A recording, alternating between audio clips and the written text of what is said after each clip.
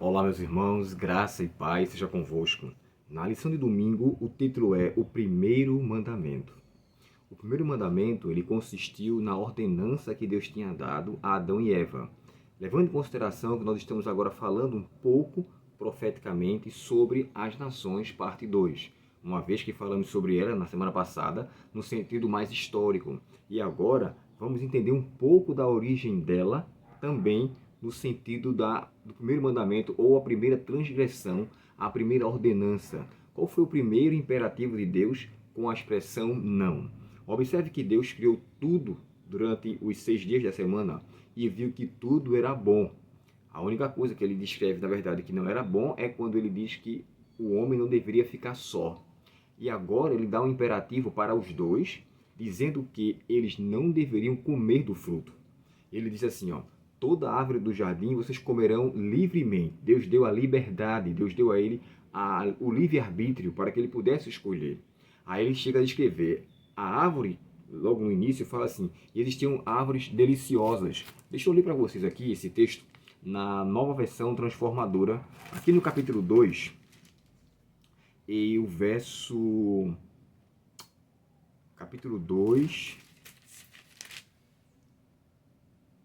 aqui o verso 9.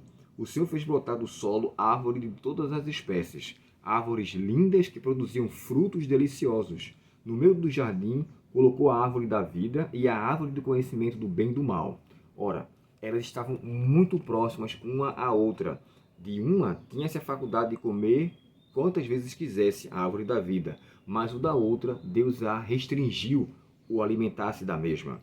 O problema, irmãos, não estava no conhecimento que eles deveriam ter progressivo, que poderiam ter progressivamente, dentro da liberdade que Deus lhes deu, dentro do Jardim do Éden, com a presença de Deus, com o favor de Deus. Deus jamais ele vai abençoar aquele que ele proibiu. Nunca ele vai fazer isso. Com todo respeito àqueles que gostam de comer carne de porco, camarão ou lagosta, se Levítico 11 e Deuteronômio 14 não tivesse aquela proibição, eu jamais posso, então, hoje, colocar na minha mesa algo desse gênero e pedir a bênção de Deus, porque ele não vai abençoar. Aquilo que ele proibiu permanece proibido. E aqui, quando Deus disse a Adão que não comesse do fruto, porque se ele comesse ele iria morrer, Deus não estava privando o conhecimento deles, irmãos, do bem e do mal. Deus, na verdade, não queria que eles nem conhecessem o mal. O bem eles iriam conhecer todo o tempo. Eles iriam ter um aprendizado por toda a vida, porque tinha muita coisa a desenvolver e a aprender, se eles tão somente se mantivessem em obediência a Deus, coisa que, infelizmente, eles não escolheram.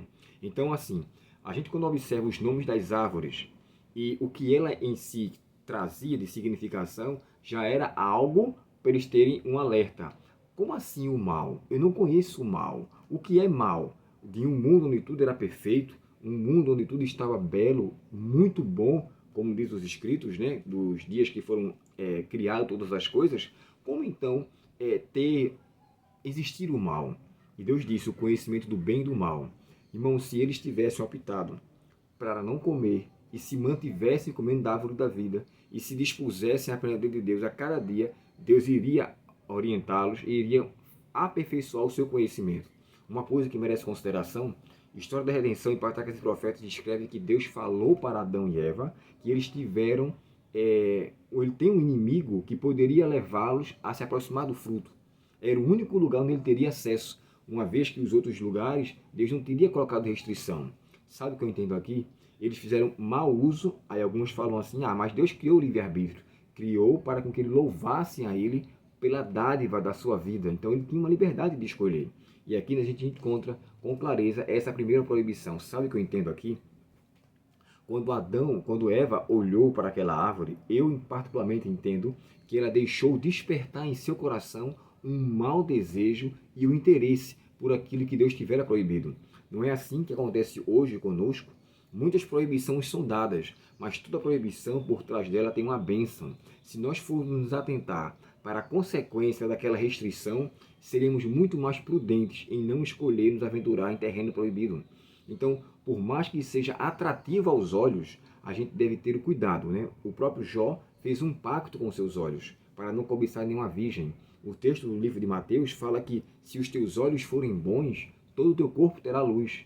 Então eu tenho que ter cuidado com o que os meus olhos possam observar. E Eva olhou, acalentou em seu coração um desejo e se aproximou. O texto aqui descreve com muita clareza que ela não deveria comer do fruto. Era taxativo. Não existia coisas que poderiam dizer, olha, se você comer, eu vou então lhe dar. Não, não comesse, porque no dia que você comer, certamente você vai morrer. Eu particularmente entendo que Eva tinha uma vida eterna pela frente, sob a condição da obediência. Ao desobedecer, ela passou a ter a incondicionalidade dessa vida e agora passou a ter a total condição de morte que iria acontecer com ela. Em outras palavras, antes de comer do fruto, ela tinha a vida eterna por condição à obediência. Após comer do fruto, independente do que ela fizesse, incondicionalmente, a morte iria alcançar. E eu, particularmente, chego à conclusão que a partir do comer do fruto, os dias dela começaram a ser contados. Adão viveu 930 anos. Eva não se relata por tempo que ela viveu, mas agora foi limitado de uma vida eterna de felicidade para um tempo limitado de pecado.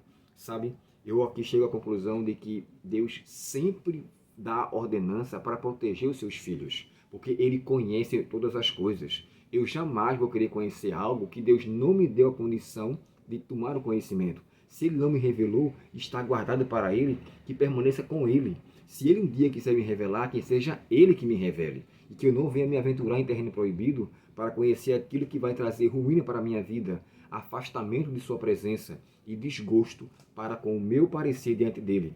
Coisa que, na verdade, todos os pecadores passam quando eles se submetem a tal condição. Mas que Deus nos fortaleça a fé e que Ele nos ajude a levar em consideração não só o primeiro mandamento, mas todos os mandamentos. Aqui Eva cobiçou, aqui Eva matou, aqui Eva lançou o nome de Deus ou a sua palavra em vão, quando ela barganhou com o inimigo, deixou de considerar o que Deus tinha dito e deixou de amar a Deus acima de todas as coisas. Ela não considerou o que Deus tinha de fato lhe dito. Lamentavelmente, junto com seu esposo Adão, acabaram transgredindo. Deus, portanto, nos abençoe. Amanhã iremos falar um pouco sobre Daniel capítulo 2 e capítulo 7 na terça-feira. E eu aguardo você para estudar a palavra de Deus amanhã, se Deus permitir. Vamos orar? Querido Pai Celestial, muito obrigado, Senhor, pela Tua palavra e pela lei que o Senhor nos concedeu para termos um aperfeiçoamento, um aprimoramento de conhecimento para com a santa, boa e agradável palavra do Senhor. Dá-nos neste dia a Tua presença, perdoa nossos pecados, permanece conosco, Senhor, te pedimos em nome de Jesus. Amém. Um forte abraço, Deus te abençoe e até o próximo estudo, se Deus quiser. Até logo.